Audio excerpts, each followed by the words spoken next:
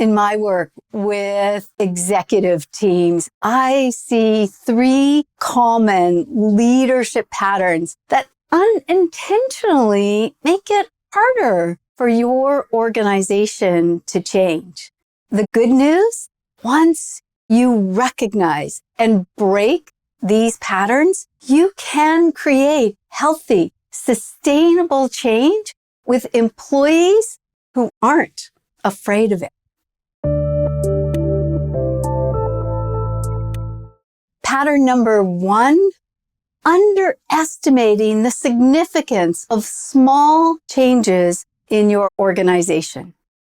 Too often, change management is only applied to those major transformations like a merger or a large system implementation.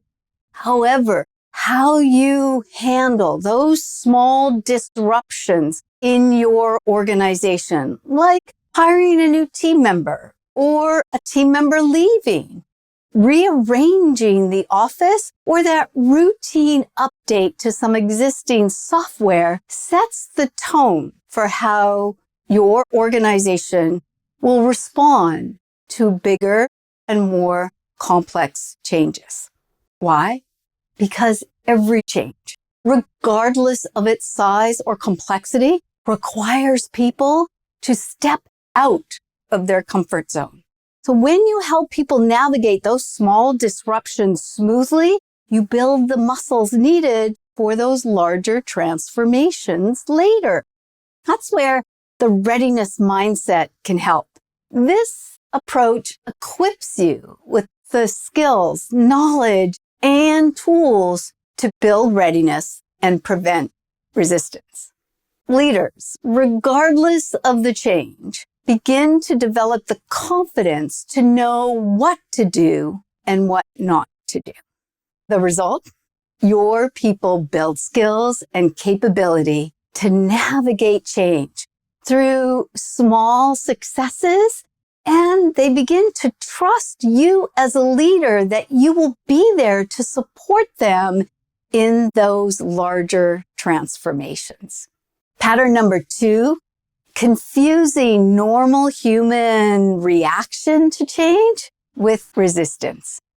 When you work with a resistant mindset, that is the belief that people resist change, it's easy to mistake reaction for resistance.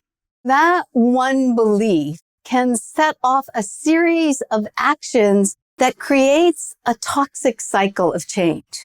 The result? Employees learn to fear change. To disrupt this pattern, you must let go of the resistant mindset and adopt the readiness mindset. Then you can learn the skills that help employees build readiness across the organization. Think about teaching a child to ride a bike. I remember watching a dad take the training wheels off his daughter's bike for the first time. The child was scared, but excited.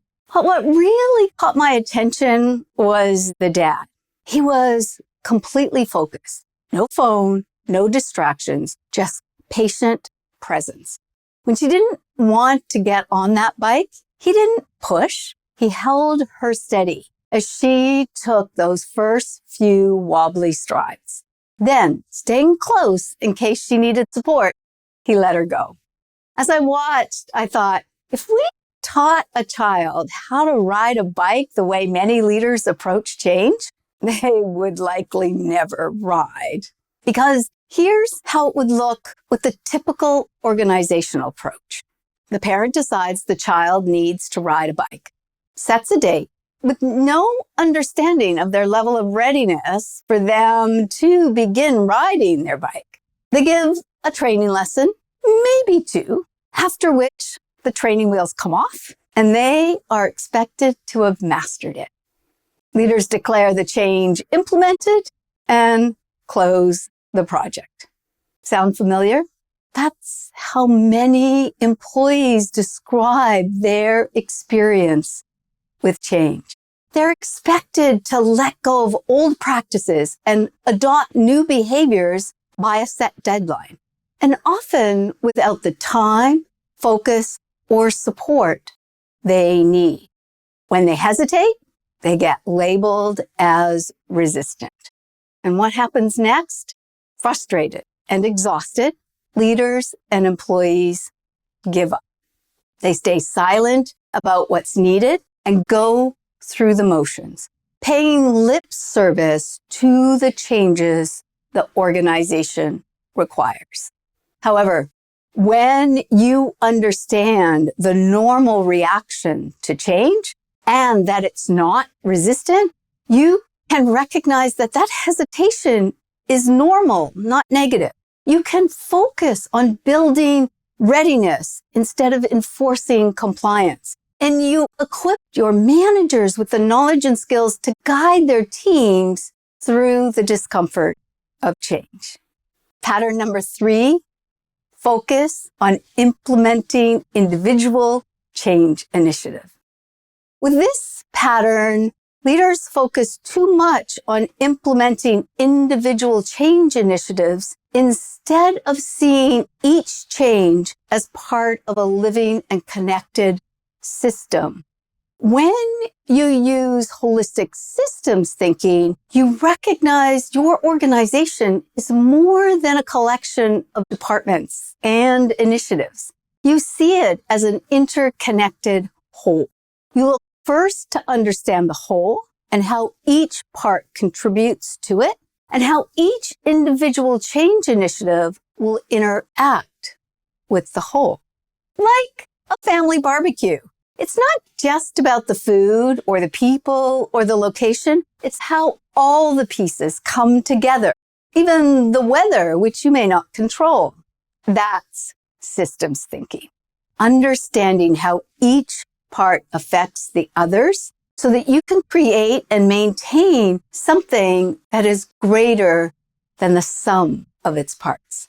When you manage change in silos, even a positive change in one area can create friction in another.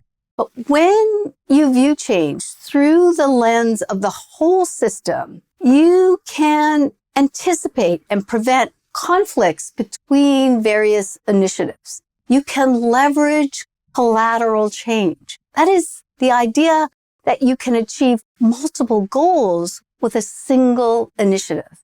And you can build responsiveness and alignment across the organization. So if change feels harder than it should, take a step back and ask yourself, are we underestimating the small changes we're making in our organization? Are we confusing normal human reaction and labeling it as resistant? Are we leading change in isolation instead of as a whole system? You can break these patterns with the readiness mindset and create a change-ready organization. That's it for now. I'll talk to you soon.